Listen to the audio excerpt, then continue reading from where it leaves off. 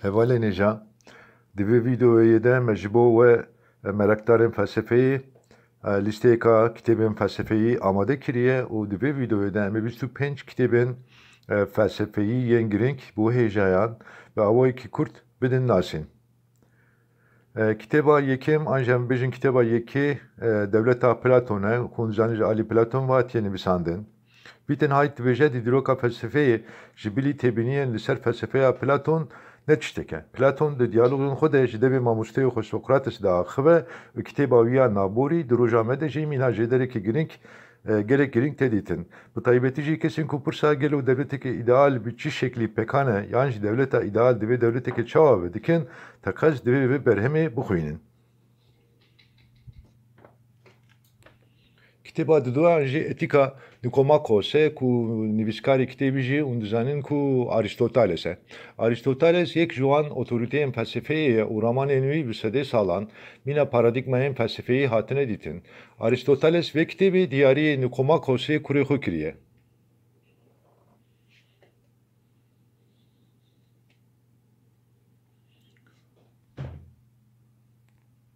Kitêba sêyan Prensa Niccolo Machiavelli'ye, îro dema em peyva Machiavellîst dibihîzin, em dizanin ku merivên Machiavellîst ji bo desthilatdariya siyasî û menfaetê dikarin serî li her tiştî bidin. Bêyî ku li ser aliyên wan yên ehlaqî bifikirin. Ev peyv jî ji navê Niccolo Machiavelli tê. Di vê kitêba xwe de şîretan daye desthilatdaran.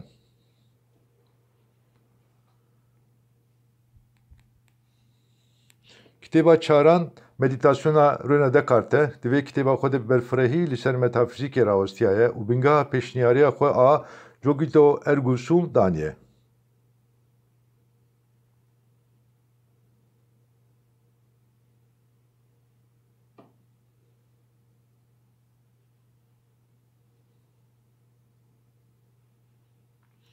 Kitêba Pêncan Leviathana Thomas Hobbesî ye, yek ji wan metnên esas yên felsefeya siyaset, hukuk û devletê ye.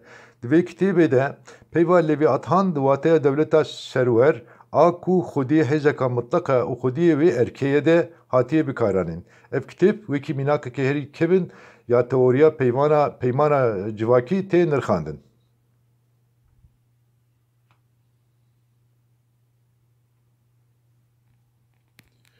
Kitêba şeşa Etika Baruch Spinoza ye. Etika yan jî em bêjin etika berema naskirî ya Spinoza ye. Bi zimanê latînî hatiye nivîsandin û piştî mirîna wî hatiye weşandin.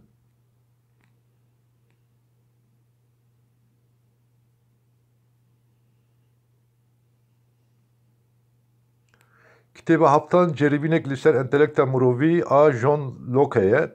Ev kitêb bi sedê salan mîna şahberhemekî felsefeyê hatiye dîtin û giringiya xwe parastiye. Di kitêba xwe de Locke dibêje ku çavkaniya zanînên me toqlîn û sakin. Giyan jî xwedîspêra wan û romanê berfireh dike.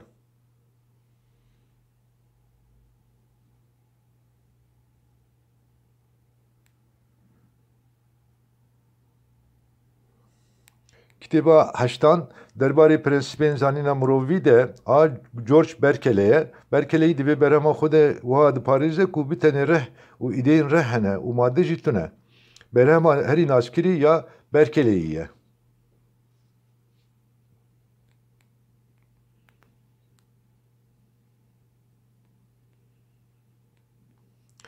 Di rêza nihan de jî derbarê behreya têgihiştinê a mirovî de lêpirsinek a David Hume heye. Bijara kitêbê sînîrên aqlê mirovî ye û yek ji wan teoriyên herî xwedîbandûr ya sedemoriyê ye.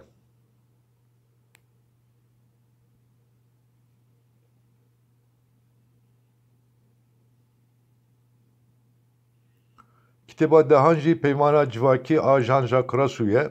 Rousseau di vê kitêba xwe de dibêje ku ji bo damezrandina sîstemekî siyasî rêgeha herî baş peymana civakî ye.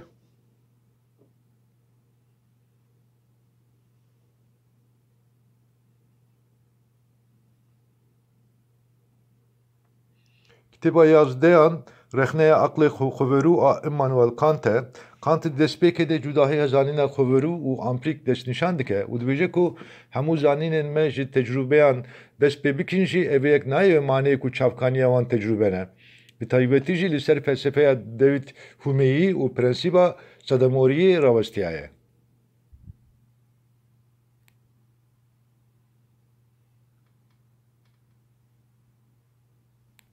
Kitêba duwazdeyan dîtbarnasiya rehe a Friedrich Hegel. Berhema Hegel a ku bandoreke mezin li felsefe û têgihên Nietzsche kiriye ev berheme gelekî hatiye rexnekirin û çewt hatiye têgihiştin.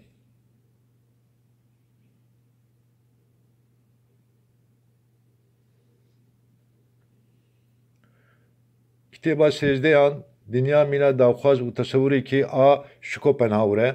Cara yekem di sala 1819 da hatiye çapkirin û şahberhema Schopenhauerî ye.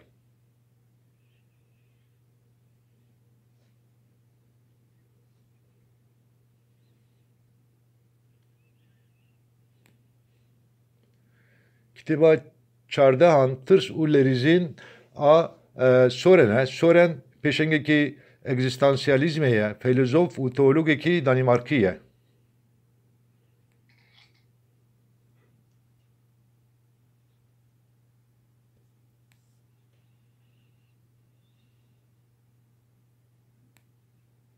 Kitêba pazdeyan Manîfestoya Komûnîst e ku ji aliyê Karl Marx û Friedrich Engels ve hatiye amadekirin. Manîfestoya Komûnîzmê ye. Nivîskarên kitêbê di berhema xwe de dibêjin ku divê proletarya sazûman û sîstema heyî bi şoreşekê hilweşîne, alav û makîneyên hilbirandinê bi kemalê gel û sazûmana xwe a bêçîn ava bike.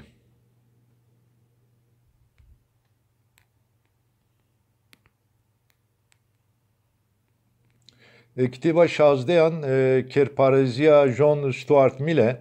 Divê berhema xwe de Mill romana kêrperestiyê nivîsandiye. Filozofekî İngilîz e, matematikzan û aborînas e.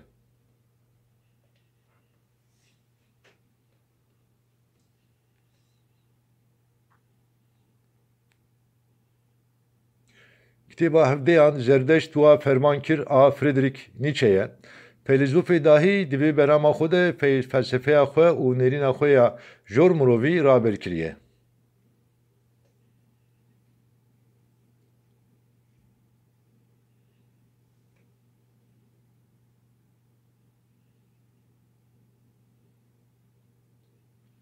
Kitêba hejdeyan a Ludwig Wittgenstein e.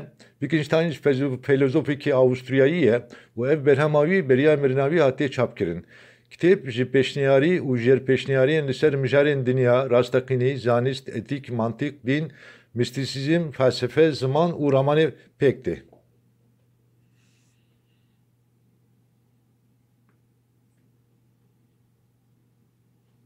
Kitêba nozdeyan Heyn û dem a Heidegger e. Heidegger, Heyn û dem navê berhema wî ye. Berhema herî girîng a filozofê Alman e û di sala 1927 de hatiye weşandin. Mîra berhema herî girîng a egzistansiyalîzmê tê dîtin.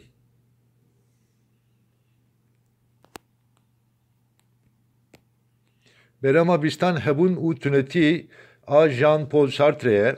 Cara yekem di sala 1943 da hatiye weşandin û ev berhem jî wekî berhemekî girîng ya egzistansiyalîzmê tê dîtin.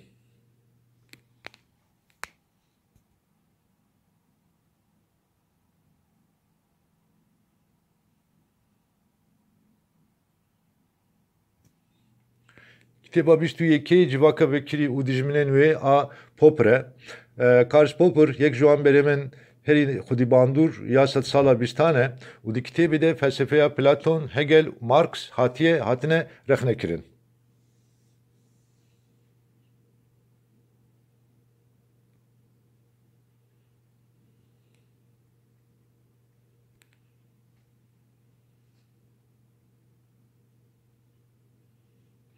Kitêba bîst û duyên Zayanda duyêm a Simone de Beauvoir di kitêbê de giraniyek Freudyan xwedî der û hevûnparêziyekê feminîst xuya dike.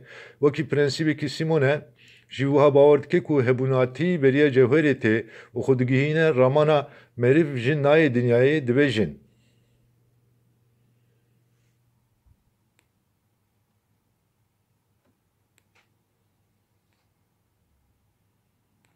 Kitêba 23 Minima Moralia Adorno'ya, şaberhema Adorno'ya û li ser meseleyên felsefeyî, siyasî û edebî rawistiyaye di şeklê fragmanan de hatiye nivîsandin.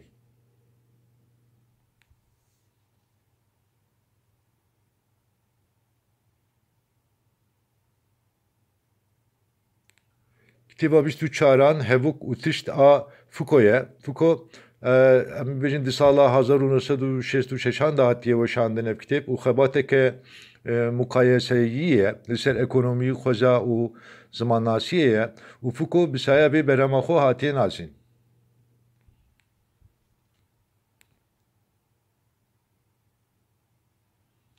Kitêba me a dawî a 25 jî gramatolojiya Derrida ye. Jacques Derrida mîna damezranerê rêbaza romana rexneyî tê dîtin û filozofekî Fransî ye.